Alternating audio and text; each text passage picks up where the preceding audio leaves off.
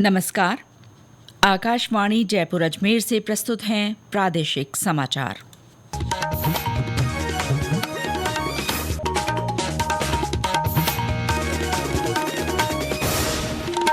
मुख्य समाचार। प्रधानमंत्री नरेंद्र मोदी ने देश के विकास के लिए नारी शक्ति को नीति निर्माण में उचित प्रतिनिधित्व देने को समय की मांग बताया। राष्ट्रपति द्रौपदी मुर्मू ने मातृभाषा को सर्वोपरि रखने पर जोर दिया। प्रदेश में पिछले 2 वर्षों में अपराधों में लगभग 19% की कमी दर्ज की गई।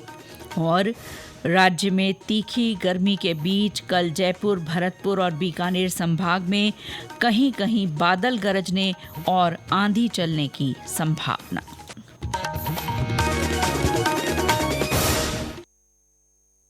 समाचारों के साथ मैं शीला चावला और अब समाचार विस्तार से।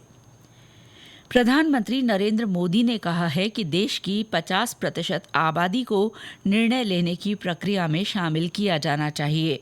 उन्होंने कहा कि नारी शक्ति देश के विकास में महत्वपूर्ण भूमिका निभा रही है और नीति निर्माण में उन्हें उचित प्रतिनिधित्व देना समय की मांग है। श्री मोदी आज लोकसभा में नारी शक्ति वंदन अधिनियम में संवैधानिक संशोधन से संबंधित 3 महत्वपूर्ण विधेयकों पर चर्चा के दौरान सदन में बोल रहे थे। उन्होंने कहा कि महिलाओं को नीति निर्माण में सशक्त बनाना अब तक अपेक्षित रूप से पूरा नहीं हो सका है और इसे प्राथमिकता दी जानी चाहिए। उन्होंने राजनीति से ऊपर उठकर राष्ट्र निर्माण में महिलाओं की वास्तविक भागीदारी सुनिश्चित करने की आवश्यकता पर जोर दिया। विकसित भारत का मतलब केवल उत्तम प्रकार के रेल, रास्ते, इंफ्रास्ट्रक्चर या कुछ आर्थिक प्रगति के आंकड़े सिर्फ इतने से ही विकसित भारत की सीमित कल्पना वाले हम लोग नहीं हैं। हम चाहते हैं कि विकसित भारत जिसके नीति निर्धारण में साच अर्थ में सबका साथ सबका विकास का मंत्र समाहित हो, देश की 50% जनसंख्या नीति निर्धारण का हिस्सा बने, ये समय की मांग है। इससे पहले संसद के विस्तारित बजट सत्र के तहत 3 दिन का विशेष सत्र आज से शुरू हुआ। लोकसभा में केंद्रीय कानून मंत्री अर्जुन राम मेघवाल ने संविधान का 133वां संशोधन विधेयक और परिसीमन विधेयक 2026 पेश किया। विधेयकों को पेश करते हुए श्री मेघवाल ने इस दिन को ऐतिहासिक बताया और कहा कि सरकार महिलाओं को राजनीतिक न्याय दिलाने के लिए काम कर रही है। उन्होंने कहा कि 131वां संशोधन विधेयक महिलाओं के लिए समानता सुनिश्चित करेगा। राष्ट्रपति द्रौपदी मुर्मू ने कहा है कि सभी को अन्य भाषाएं सीखनी चाहिए, लेकिन अपनी मातृभाषा को नहीं भूलना चाहिए। अपनी भाषा को हमेशा सर्वोपरि रखना चाहिए।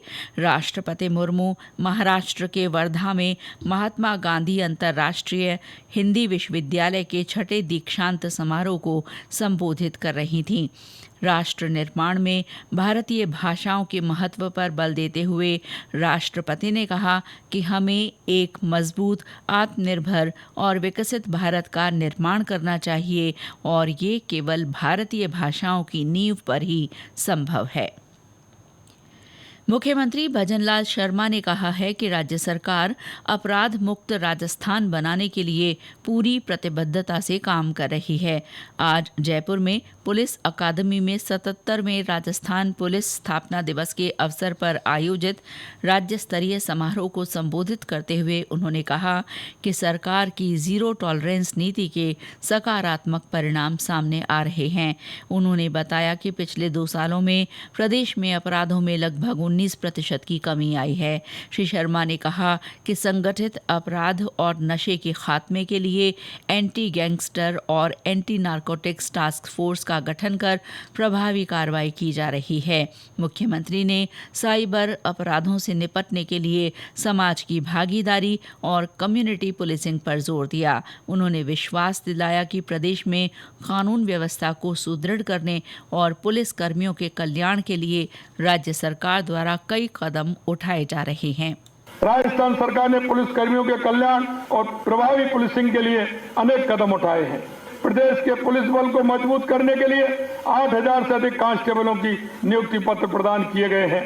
प्रभावी पुलिसिंग के लिए 2 अतिरिक्त पुलिस अधीक्षक कार्यालय, 2 पुलिस उपाधीक्षक कार्यालय, 23 नए थाने सृजित किए गए हैं।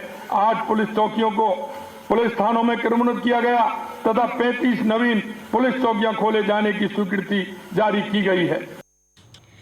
मुख्यमंत्री ने आज जयपुर में राजस्थान सचिवालय सेवा अधिकारी संघ के शपथ ग्रहण समारोह को भी संबोधित किया। उन्होंने नवनिर्वाचित अध्यक्ष अभिमन्यु शर्मा और कार्यकारिणी के सदस्यों को पद की शपथ दिलाई। मुख्यमंत्री ने अधिकारियों को आश्वस्त किया कि राज्य सरकार उनके हितों के प्रति संवेदनशील है। उन्होंने बताया कि पदोन्नति और वेतनमान से जुड़े विभिन्न विषयों के अध्ययन के लिए एक उच्च स्तरीय समिति का गठन किया गया है।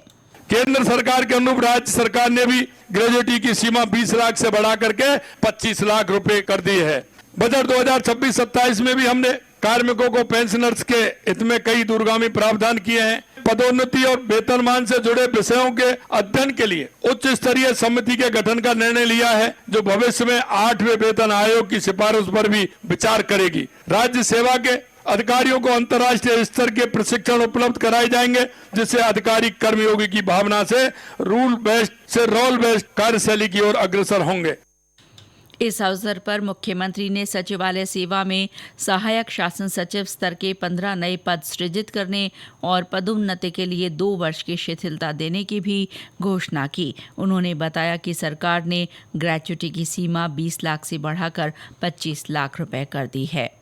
ये समाचार आकाशवाणी जयपुर अजमेर से प्रसारित किए जा रहे हैं।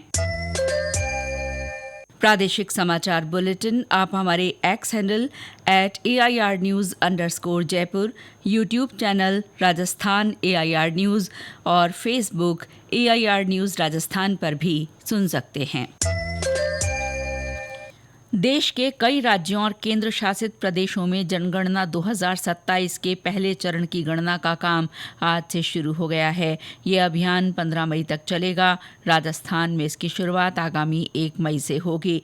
गृह मंत्रालय के अनुसार जनगणना के लिए पहली बार डिजिटल टूल्स का इस्तेमाल किया जा रहा है। हाउस लिस्टिंग चरण के दौरान जनगणना कर्मी 33 प्रश्नों वाली एक निर्धारित प्रश्नावली के माध्यम से मकानों की स्थिति, परिवार से जुड़ी जानकारी, उपलब्ध सुविधाओं और संपत्तियों का विवरण एकत्रित करेंगे। इसके साथ ही पहली बार स्वगणना की सुविधा शुरू की गई है। अब तक लगभग 12 लाख परिवारों ने सफलतापूर्वक अपनी जानकारी ऑनलाइन जमा की है। राज्यपाल हरिभाऊ बागड़े ने कहा है कि भारतीय संस्कृति से जुड़कर ही सहकार की भावना को मजबूत किया जा सकता है। श्री बागड़े आज जालौर में जालौर नागरिक सहकारी बैंक के नवनिर्मित प्रधान कार्यालय का लोकार्पण करने के मौके पर बोल रहे थे। उन्होंने कहा कि सहकारी बैंक छोटे उद्यमियों, किसानों और मजदूरों को वित्तीय सहायता देकर उनके विकास में महत्वपूर्ण भूमिका निभाते हैं।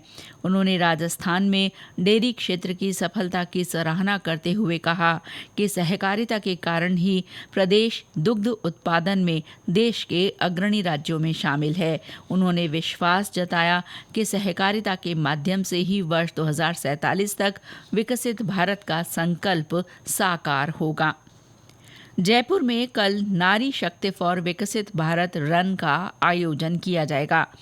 केंद्र सरकार के युवा कार्यक्रम और खेल मंत्रालय के माय भारत अभियान के तहत ये दौड़ चांदपोल से बड़ी चौपड़ तक आयोजित होगी। महिला और बाल विकास राज्य मंत्री डॉक्टर मंजू बाघमार इस दौड़ को झंडी दिखाकर रवाना करेंगी। जयपुर की पूर्व महापौर कुसुम यादव ने बताया कि इस कार्यक्रम का मुख्य उद्देश्य महिला शक्ति का सम्मान करना और विकसित भारत के संकल्प को पूरा करना है। इस आयोजन में कॉमनवेल्थ खेलों की खिलाड़ियों सहित विभिन्न क्षेत्रों में नाम रोशन करने वाली महिलाएं हिस्सा लेंगी। नारी शक्ति फॉर विकसित भारत रन, जिसमें हमेशा कोशिश की जाती है कि युवाओं और महिलाओं को आगे बढ़ाने के लिए ऐसे कार्यक्रम किए जाएं। नारी शक्ति बंधन बिल के सपोर्ट में हम चांदपोल से लेकर बड़ी चौपड़ तक एक रन कर रहे हैं, जिसमें लगभग 2000 बालिकाएं और महिलाएं रन करेंगी और अपनी शक्ति का प्रदर्शन करेंगी। साथ ही साथ एक सेल्फी पॉइंट भी बनाया जाएगा, जहां पर नारी शक्ति की 50% आबादी को जो 33% आरक्षण मिला है, अपनी बात कहने का मौका अब संसद और विधानसभा में महिलाओं को मिलेगा। और अब मौसम।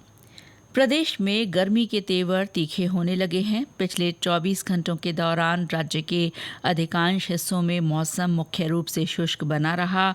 बाड़मेर 42.8 डिग्री सेल्सियस अधिकतम तापमान के साथ प्रदेश का सबसे गर्म स्थान रहा। इसी तरह कोटा में अधिकतम तापमान 41.5 डिग्री सेल्सियस, चित्तौड़गढ़ में 40.8, जैसलमेर और चूरू में 40.5 डिग्री सेल्सियस रिकॉर्ड किया गया।